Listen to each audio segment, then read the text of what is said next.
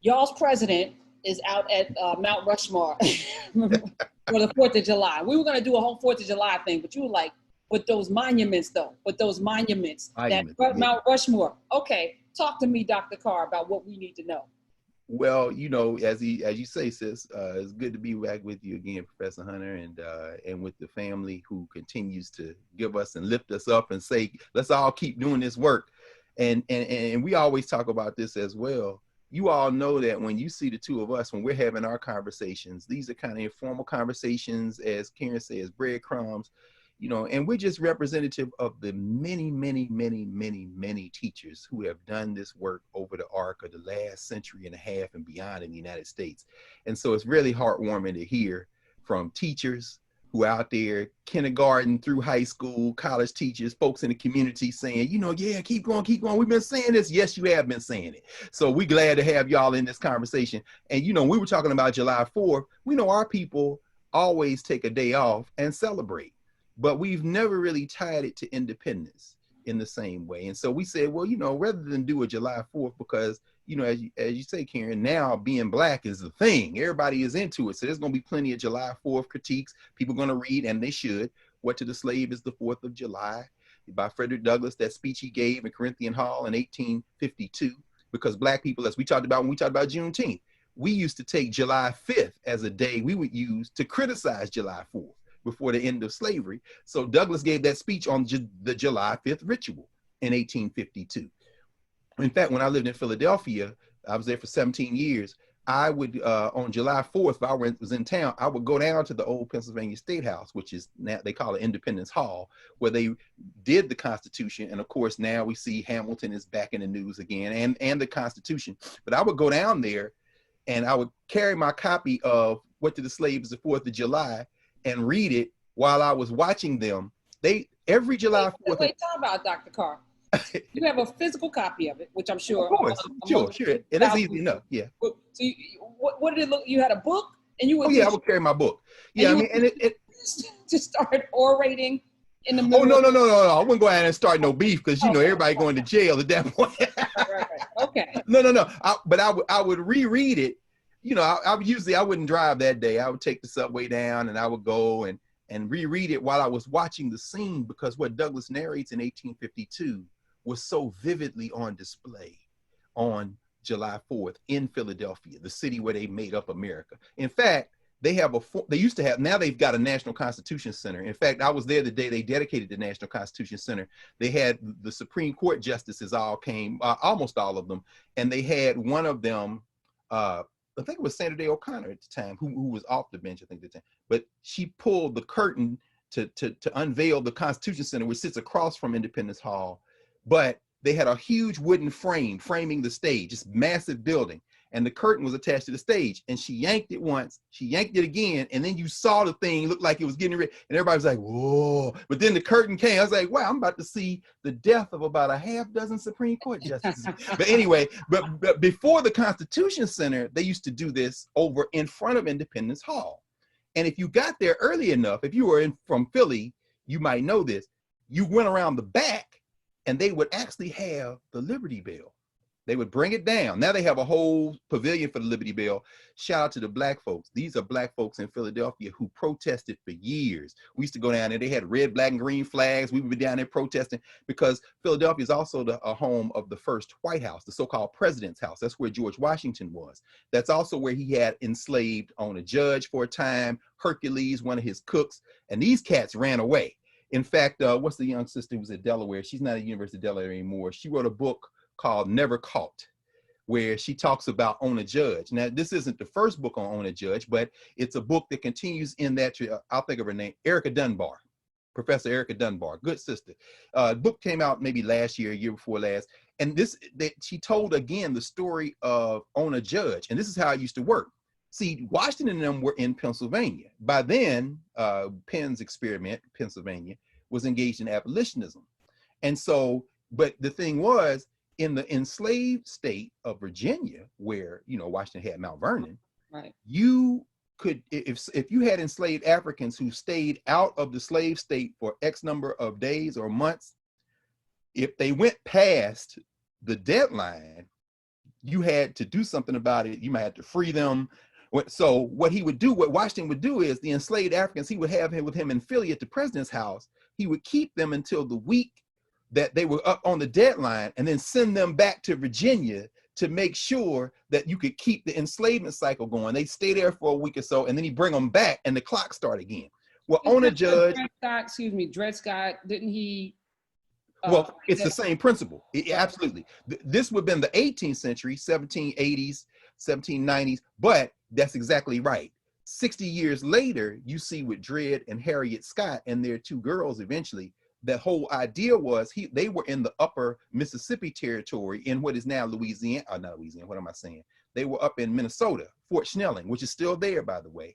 In fact, well, anyway, the whole idea is that they were in so-called free territory. Then they come back into Missouri, and the idea is, no, I was gone too long, and I should be free. And of course, the case made it to the Supreme Court, at which point Roger Taney, the Chief Justice of the Supreme Court, said, no, there's nowhere in this country where you are free if we decide you're not free. I mean, for varying legal reasons, but this was after the Fugitive Slave Act of 1850, which is a whole nother story. But, but I just wanted to underscore that, because I just think it's so powerful that a person in bondage, and I keep getting this because I'm having a patent conversation with a patent lawyer about all of the patents that Black people, invented in the 1800s while they were in bondage.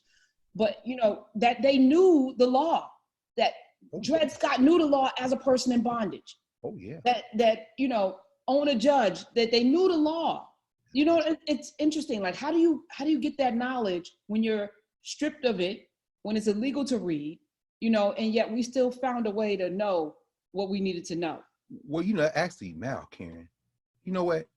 We should, as old folks in the South, you say, we should tarry on that question for a minute, because the answer stares us in the face, but because the history, we don't get a chance to, we don't take the opportunity to really sit and think with it, it doesn't hit us. And then when it hits us, it's like, oh, every one of those people who were in Philadelphia in the summer of 1786 and 87, who were there in 1776, who are writing these ideas, Hamilton, Jefferson, James Madison, they're all debating who's serving them their food, who's with them at night. When Jefferson goes back to draft the Constitution, who's in the building with him? Are the enslaved Africans? One of the ways we knew the law was we were brilliant and we listened.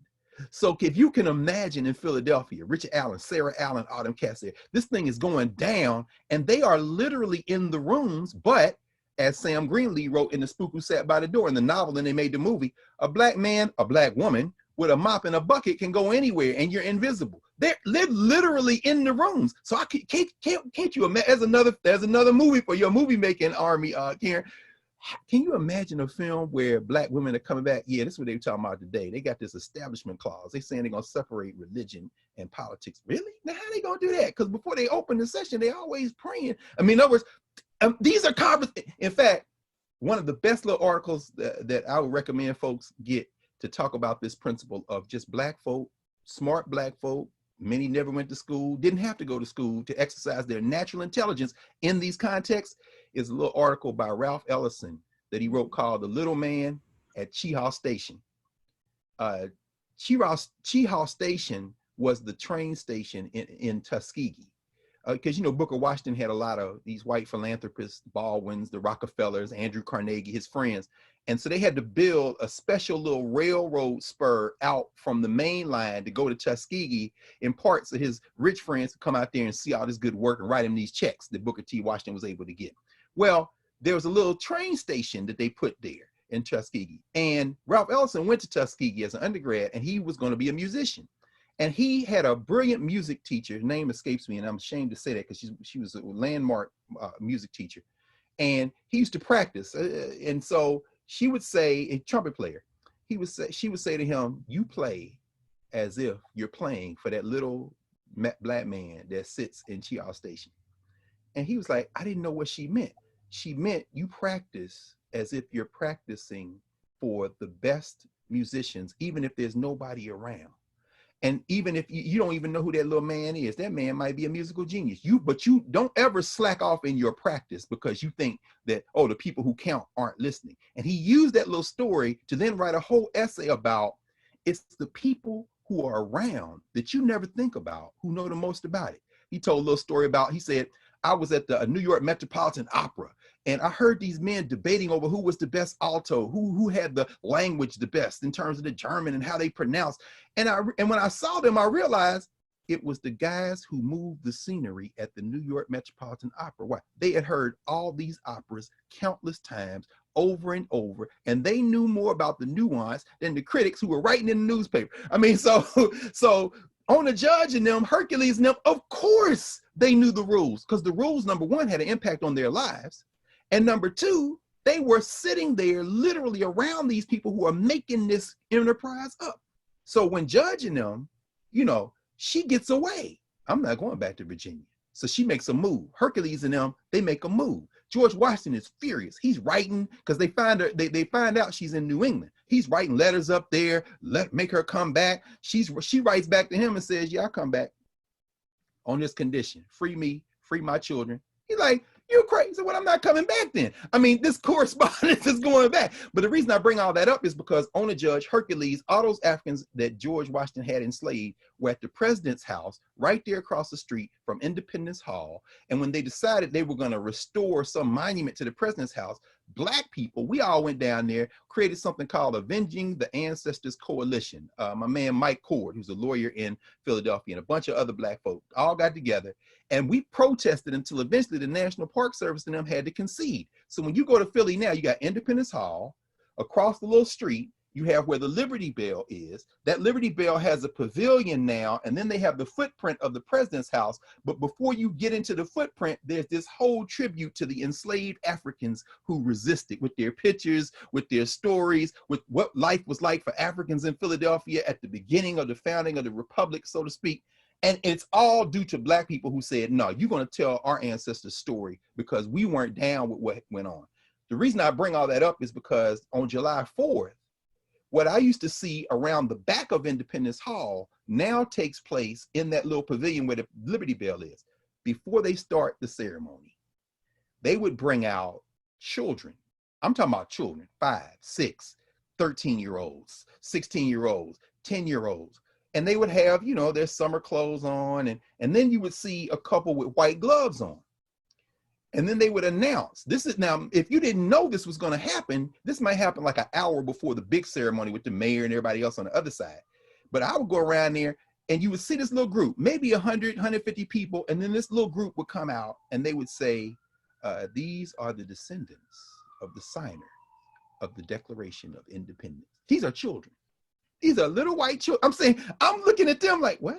Okay, you're a 6-year-old. What you know about John Hancock? What you know about what? No, oh yeah, oh, those records. Oh yeah, no, I am a descendant. And then they would give one of them a mallet, little soft mallet like you put on a timpani drum with a, you know, furry head mallet. And very lightly, with those white gloves on, boom, they hit the Liberty Bell. I saw that with my own eyes. So I'm saying, for all y'all think this is like, oh, you know, that was a long time ago, founding fathers. Yeah, a man ain't never gave birth to a child. So even the idea of a founding father is, I mean, this idea, this patriarchy. A word just now. You know what I'm saying? I mean, so, I mean, you think about it, and this just comes down through time and space. So anyway, then they would start the ceremony. So I would bring my Douglas and I would read it because to myself while I'm watching this, because the only Black people who would be there on July 4th when they read the Declaration of Independence, which includes the language that they accused George III of stirring up insurrections among them, the insurrections they accused him. So of course, when we read the Declaration of Independence, you hear, they always read the Declaration of Independence at these ceremonies. So one of the things that the colonists accused George III of doing was stirring up domestic dissent and rebellion against the colonists. But the people they were referring to in the colonies that they accused the British of stirring resentment up and rebellion up among were the Native Americans and the Black people. So, because in other words, I mean, you know, Gerald Horne writes about all this in his book, the Counter-Revolution of 1776. Because basically what Gerald says is that if you go back to Somerset's case, which is the early 1770s in England, Somerset's case, in a sentence, a Black man in England said, you can't enslave me because there's no positive law. There's no rule on the book in England that says I should be enslaved. the courts agree. They said it's not that you can't enslave black people in England, but you have to write a law to enslave them. And since there is no law, it's not in natural law that you can just have slavery. Well, Gerald, who is also a lawyer and a PhD, Gerald, who's written, in fact, there's one shelf back here. It's nothing but Gerald Horne books. It's about maybe, what? Well, I only put 24 of them right there. He's written close to 40. So, but one of those books is in fact, if I could get it in 10 seconds. Oh yeah, I'll show it to you. This man always got it at the. Here it is. The counter-revolution. What is it about you? Now, this is the book you want to get. Okay. Gerald Horne is not a joke. He says slave resistance and the origins of the United States of America. Gerald's thesis is, and you kind of get a gloss of this in the 1619 project, but it, like everything else you do in white institutions, you don't want to put the pedal to the metal all the way. Gerald puts it all the way down. Horne says, no, after Somerset's case especially, the British are considering how do we perhaps bring these black people in differently? Because remember, the Native Americans are a different story. They're sovereign nations, which actually ties to where we are now, because the Lagala Sioux were like the Lakota. Sioux is not even a name. It's kind of a slur they would use. The Lakota people, they said, Trump, you're not welcome here. These black hills belong to us. Y'all broke these treaties years ago. This ain't even your land. But they're sovereign nations. So that was a different kind of thing. But the British are like, these Africans who we enslaved, we could actually make them subjects of the crown, perhaps. And if we arm them, we could put down these insurrections among these white boys. So Horne's thing is, part of the reason they had to have a revolution, it wasn't really a revolution, it was a counter-revolution. Why? Because we got to get away from these British. So even if you read the Declaration of Independence, July 4, 1776, it says among there, one of the things they accused George III of, hey man, you stirring up problems with us among these people we got over here enslaved. And so to hear it every July 4th read there at Independence Hall, and to hear everybody cheering, including the 8 Negroes who are down there who don't really realize what they just heard, I'm like, I'm reading Frederick Douglass, looking at the stage. And Philadelphia has had black mayors. So John Street was mayor, Michael Nutter was mayor, but more often than not, it was white mayors. Ed Rendell, Jim Kenney is there now. So Douglass would always say, they that carried us off captive required of us a song. And I would read What Did the Slaves for July to myself, look at that stage, and if it wasn't a black elected official, it was the only other black people on that stage were the black choir. And all those people there, I'm black, I can look over and see maybe a couple of people from the National Park Service, maybe Philly policemen, and maybe 3 other black people in this crowd of hundreds of people. And when they dedicated the Constitution Center, thousands. And I'm saying, it ain't no black people out here. Douglass would be like, yeah, this is the day that reminds you, you're not part of how they think of themselves. And if we looked at South Dakota on Friday night, you couldn't see any black people, which is kind of a blessing because ain't nobody had no mask on. The bands, the Air Force band, the little army, the reserve band they had. Mary Hart. You see that? Oh my God, Mary Hart, they done dug up. Now, I didn't know she was from South Dakota. She was so pleased to be there talking about fishing and all this stuff. And you standing there in the shadow of the Black Hills.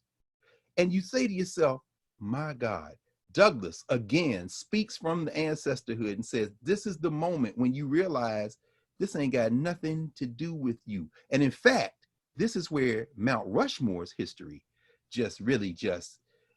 let's summarize it very quickly. The head of George Washington at Mount Rushmore was dedicated in 1930. So it's not that old.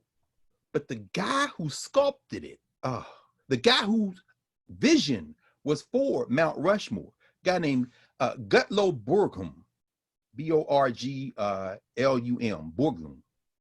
This guy, when I tell you Mount Rushmore was designed to be a tribute to imperialism, settler colonialism, and taking the whole continent from the Native Americans.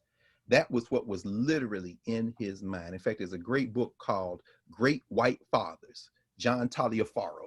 He wrote the history. Taliaferro wrote the history of Mount Rushmore and Great White Fathers. And he says, when they started this project during the Great Depression. The Depression hit shortly thereafter. And so the idea was it gave people inspiration. People contributed money. People put all their little resources in. Why? Because this is going to inspire us. And Borglum was what they call a Roosevelt Republican when he started off his work. It's very interesting to see, because Borglum, you wouldn't think of like a Roosevelt Republican as necessarily being an overt racist, but here's the problem. Oh, Borglum was from Iowa. His parents were Mormons. In fact, he had his mother had a co-wife. I mean, they had a whole thing with the Mormons, and this is a very interesting dude. But here's the thing about Borglum. In 1915, on the top of Stone Mountain in Georgia, they had a ceremony around Thanksgiving. Who is they? The Ku Klux Klan, who dedicated to reviving themselves, because they were founded in 1866 in Pulaski, Tennessee. What was the guy's name? It'll come to me in a minute anyway. But at any rate, they had a resurgence in the first part of the 20th century. We're talking about Woodrow Wilson, whose president screened Birth of a Nation in the White House, as we talked about a couple of weeks ago. In 1915, they had this big ritual on top of Stone Mountain with a Bible, flaming cross, put the sword over the Bible. Yeah, we are now going to revive the Klan. They decided reviving the Klan ain't enough. We're gonna we're gonna create a Confederate monument in the side of this Stone Mountain. So they decide they're gonna build a monument.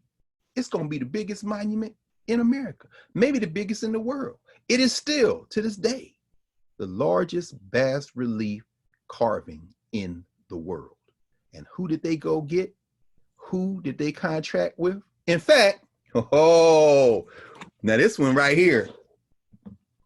This is the history of the United Daughters of the Confederacy. That's volume 1 and volume 2. That's the Centennial edition. I got the older edition too, but I use the Centennial edition. Here's volume 3. Take it from 1956 to 1986. If you want to know the fingerprints behind all these monuments, all these medals, all this Confederate propaganda around the country, get these 2 volumes. Why? Because these are the women who are responsible for them statues, for all that stuff. And in these volumes, they tell on themselves. So at any rate, the United Daughters of the Confederacy approach who? Gutlow Borglum, and they say, man, we heard you're a great sculptor. What you think about this? We want to make Confederate monument on the side of Stone Mountain, Georgia. Can you help us?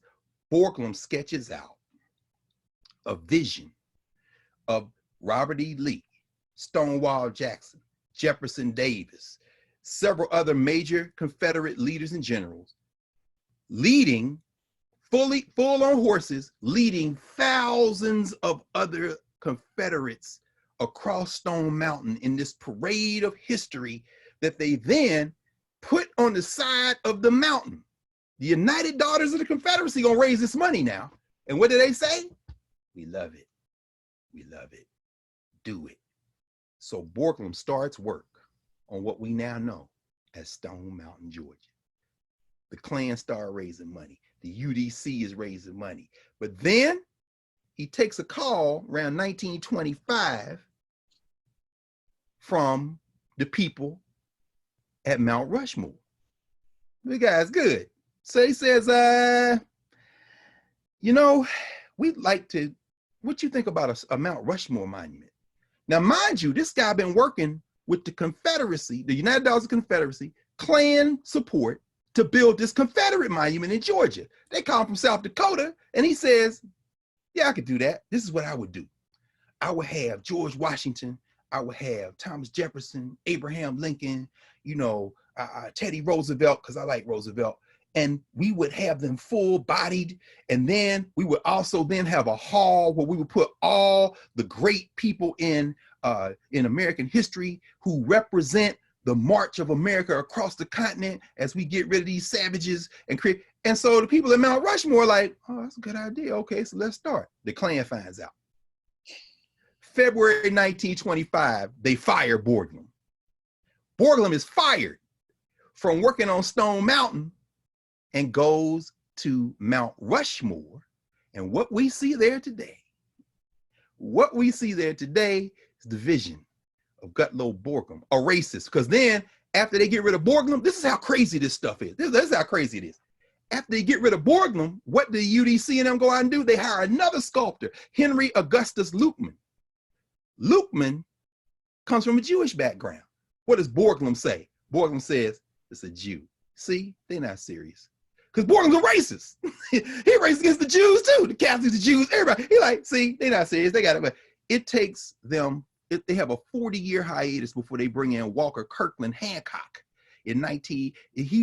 Hancock comes in the 60s and finishes. Now they've shrunk down Borglum's vision. In fact, after they fire Borglum, they wipe his work off the mountain and start again, except they're starting from his vision, but they just shrunk it down. So you ever see Stone Mountain, you still see those generals there with their torsos and everything, but it ain't the thousands of people around them, but it's still lined up the way that Borglum had envisioned it.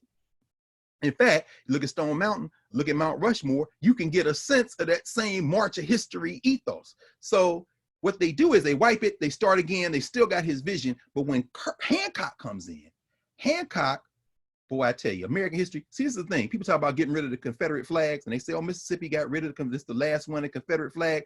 See, no. Have you ever seen the flag of Alabama? The flag of Alabama is white with the stars and bars in red. Why y'all acting like you can't see?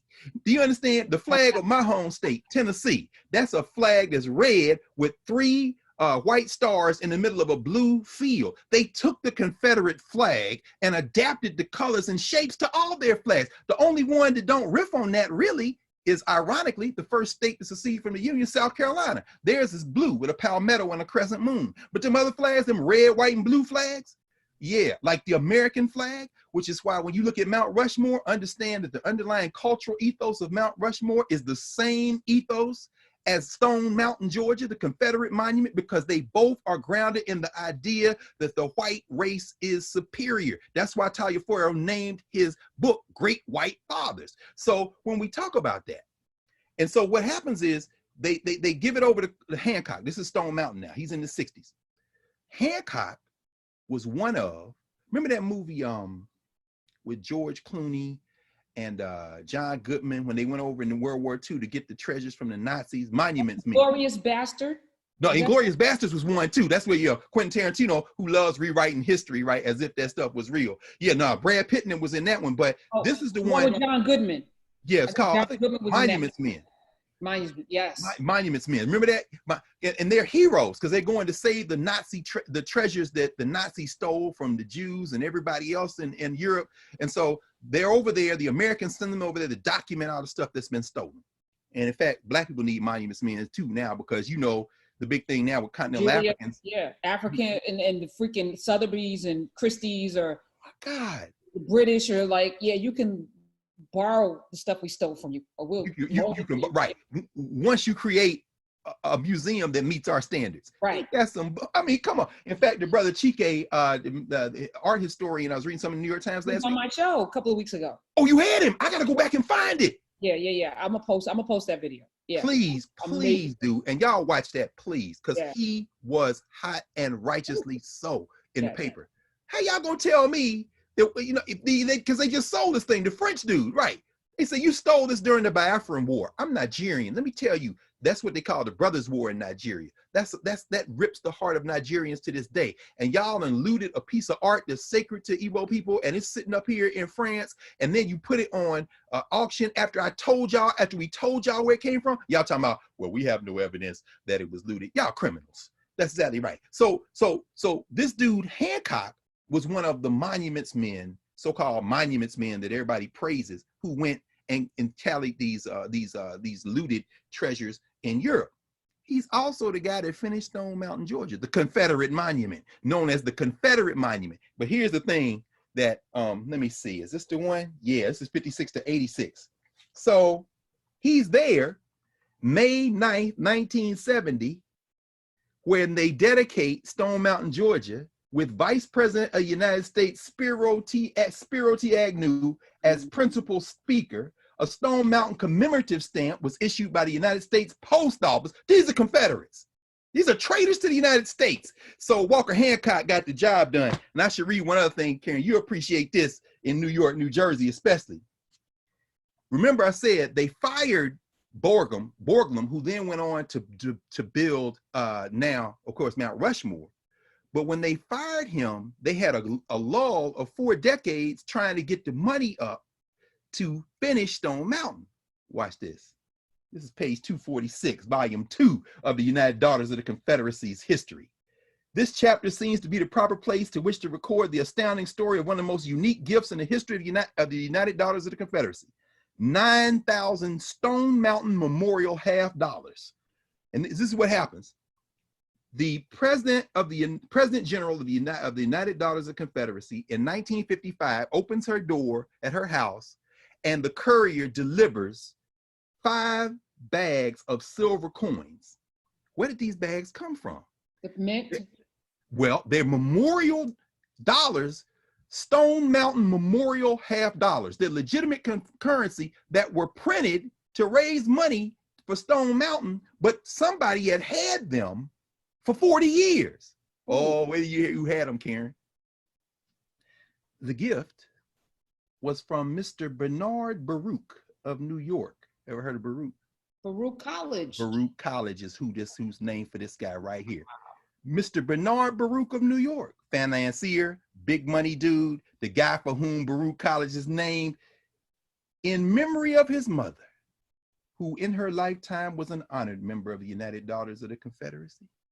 God. Bernard Baruch is from South Carolina. Jewish family, South Carolina, racist. Let me send y'all these because in the years since they were printed, they worth a whole lot more. And I'm trying to get y'all some money to help raise money for this headquarters y'all trying to build in Richmond, Virginia, and y'all use some of that money for Stone Mountain, Georgia. At some point, we're gonna have to talk about the history of the sellout. You know, come on. I mean, from Nazi Germany, you know, Hitler funded some of that money from Jewish people to, you know, we were talking off mic, on mic, Van Jones, these other people, you know, Candace Owens, all these other people. But there's a deep history of people selling out their own people. And to be a Jewish racist, to fund a Confederacy situation and to be in New York, I mean, we're gonna pause right here. Well, I should say one thing though, finishing up. Borglum died in 1941. This is after they dedicated the George Washington head. They got the George Washington head done by 1930. He doesn't finish. They eventually complete Stone Mountain in 1970. Now, mind you, this is where we're going to end. Wait, pause. Stone Mountain or Mount Rushmore? I'm sorry. Stone Mountain was finished in 1970. Mount Rushmore, after he dies, they quickly then pause his huge vision. So by the 1940s, you got what it's going to look like. Okay. But here's the problem. Oh, not the problem. Last night, when they were showing Air Force One, you could see Mount Rushmore. You see all the pictures of Mount Rushmore, all the bas relief pictures. What you don't see is a sculpture that was started nearby by one of the men who worked on Mount Rushmore when Borglum was there. This dude's name is Korzak Zilakowski. Korzak Zilakowski, immigrant from Europe, is on that mountain. And when they're working on Mount Rushmore, guess who's watching?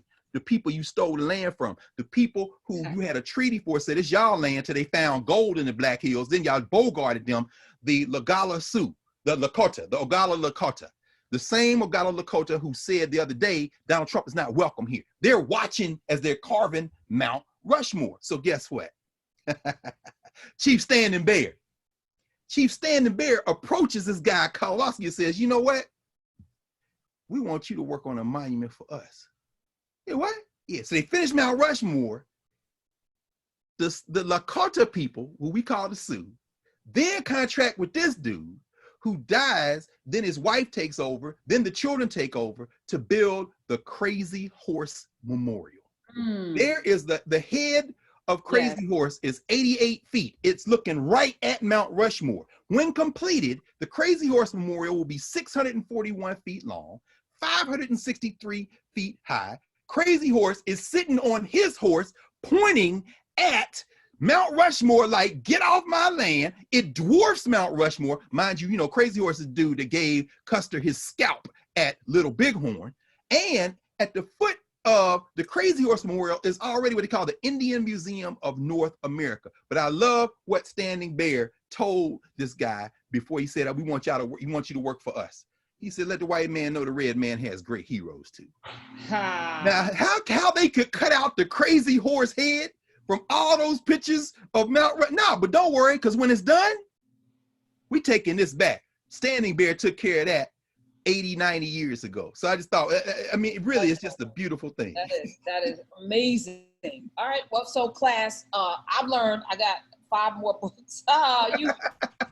Somebody said they're gonna go broke messing with you with these books, but you know, it's so important. I never would have picked up the Daughters of the History of United Daughters of Confederacy. I never would have picked that book up. Volume 1, 2, 3, or I never would have done that. No, That you got us going down these rabbit holes of obscurity, but also, you know, Mr. Gerald Horn. I didn't hear about him so let me just thank you again, because it's more than breadcrumbs. It's nourishment, and the more we know, the more we should want to know. So yes. I love you so much. Love you too, sis. Listen, thank you. This platform, you getting it to the people. I mean, regular folks, and we have to understand, most of our people don't get a chance to go to college. We send our children, we come when we take classes, but this kind of thing, this is the way it's supposed to be. We're supposed to be teaching and learning and educating each other. So I want to thank you, Karen, for making this space, for keeping this space, for growing this space.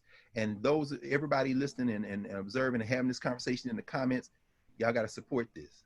And let me just also say, I posted a video about, you know, how I feel about people on social media, particularly YouTube comments. Yeah, I saw it. Some people got in their feelings about it, but I'm like, if I'm not talking about you, you know, we're trying to build a culture here of learning and growing, and if you're just here to criticize, you're not welcome. So I just want to this is a particular kind of space, and I've created it so that we can be like family. Yes, we can disagree. You can not like some things. You can not like some people. But what we're not going to do is denigrate and destroy folks verbally in comments, because we can. So if you ain't like what I had to say, do better. That's it. Right. That's right. it. That's easy. Yeah. Old folks, you say in the South, the hit dog hollers. So I mean, if you wasn't hit, you shouldn't be hollering. I'm not hollering. I thought it was beautiful. I love what you said. Thank you. All right. Dr. Carr, follow him at Africana Carr. Subscribe, because we do want you to subscribe, because that does matter. Give the thumbs up, because that does matter. Follow him at Africana Carr on Twitter. I'm at Karen Hunter on Twitter. Please. We'll see y'all next week. Thank you, Dr. Carr. See you next week. Thank you, sir.